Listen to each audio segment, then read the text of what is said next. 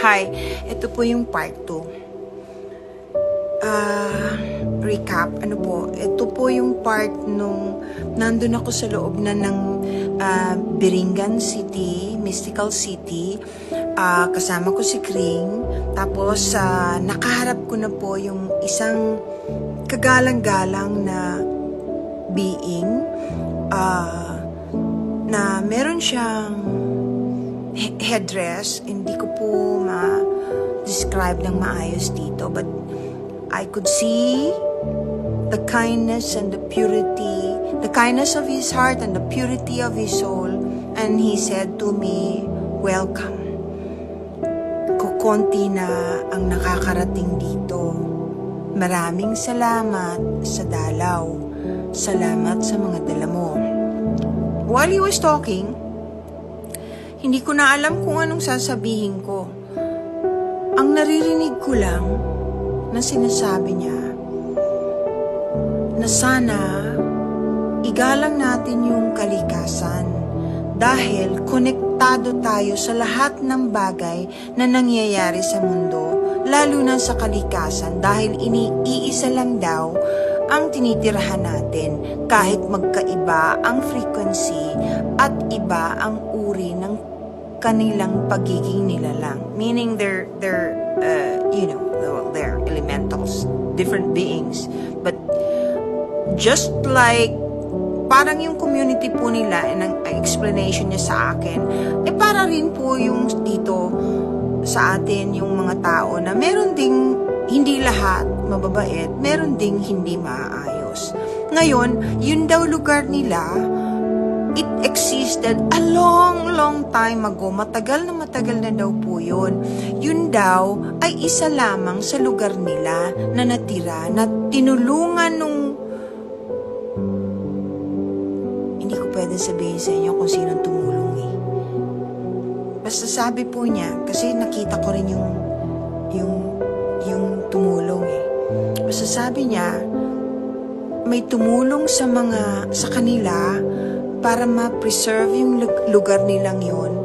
Kasi yun na yung isa sa pinakahuling maari nilang puntahan dahil wala na halos silang matirahan.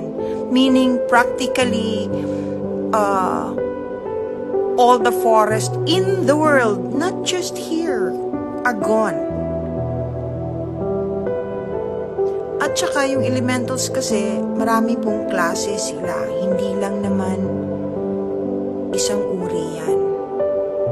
Tapos sabi niya sa akin, ito ang paraan para makatulong ka sa amin.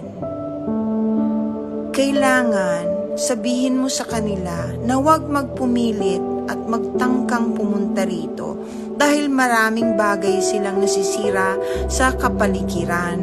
Hindi lahat ay maaring tanggapin. Hindi katulad noon. Kasi noon daw po, bukas yan eh. Bukas, it was open, but there are only a chosen few who are allowed to go.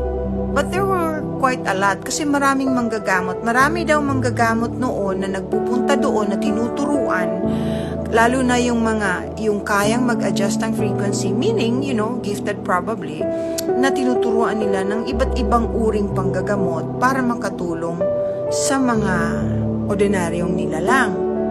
Kahit anya itanong mo sa mga ninuno ng iba hanggang ngayon, marami pang buhay na mga apo-apo ng mga matatandang dating nakapunta doon, mga taong tinuruan nila. Ayan. So, totoo po talaga pala. Kaya kung yung gusto talagang mag-research, meron pa rin daw pong mga buhay.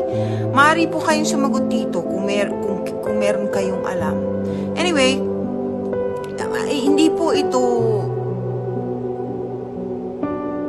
Habang nag-uusap po kami,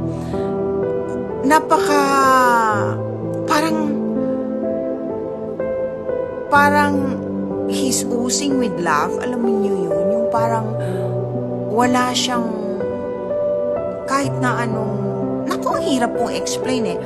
Anyway, sabi niya, hindi ka maaring, sabi niya, hindi ka maaring magtagal sa ngayon Pero maaari kang bumalik kung gusto mo. Marami tayong dapat pag-usapan. Paghandaan nyo lang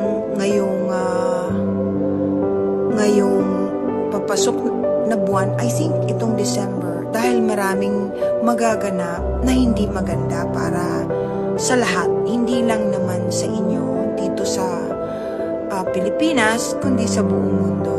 Katulad ng sunod-sunod na pagputok ng mga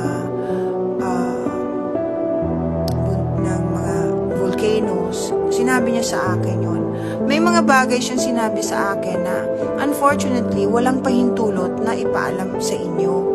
Siguro sa mga susunod na daw kasi hindi lahat ay handang tanggapin ng mga tao. Kaya ito po yun. Isinishare ko lang po sa inyo yung mga nakita ko tsaka yung pinasasabi niya. Bago ko nakaalis, I was blessed. They were blessing me. He blessed me. In fact, hinawakan niya ako dito. Pagkatapos, parang he floated away. Doon ko lang muna notice na nung pumunta pala ako sa kanya, palapit ako sa kanya, wala na pala akong inaapakan. Technically, nakalutang din yung mga paa ko. Nakalutang ako literally. Parang ganun. Kasi hindi ko, wala akong makapa na lupa. Pero, hirap explain. And of course, mabuti na lang, I'm used to quite a few of these things. Dahil kung hindi, magpapanik ka talaga. Basta yung mga tumulong sa kanila, nandun pa rin. Nakita ko. They were very quiet. They were watching me. I don't know kung ano yung pagmimitingan nila, pero may meeting sila.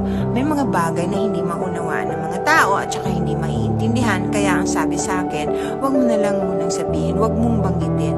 Basta tulungan tayo, magtulungan tayo na to help Mother Earth, na to love one another, not to destroy the planet. At yun, yung gera, ayaw nila ng gera. Mabuti na lang yung tumutulong sa kanila. Ayaw din ng gera. At yung tumutulong sa kanila, matagal na pala yun na tumutulong sa buong, sa earth. Ano po? Ay, yung mga nagsasabi na yun daw ay fallen angels yung nandoon, hindi po sila fallen angels. Iba po yung fallen angels. Wala po doon yun. Iba po yun. Ito po ay different kinds of elementals and others. Yung others, hindi po fallen angels. Basta yung mga tumutulong sa kanila are very powerful beings who's been helping, in fact, not only them, but the whole planet Earth. Ang kagandahan doon, they can be there and they can be seen. And the elementals, yung mga elementals po kasi naintindihan sila at marunong magpasalamat sa tulong nila, hindi katulad natin mga tao. Ay, naku. Maraming salamat po. Ano po, short lang naman. Pagka meron pa po kayong mga tanong, pwede naman po kayong mag-message sa akin. Titingnan ko kasi I'll try to do another post para masagot ko yung mga tanong ninyo through your messages, and comments. Pwede po kayong mag-comment tungkol sa biringan kung meron po kayong gustong itanong at susubukan ko pong masagot kung ipahihintulot sagutin. God bless everyone. Please be kind to one another. Bye-bye po and Merry Christmas, December na!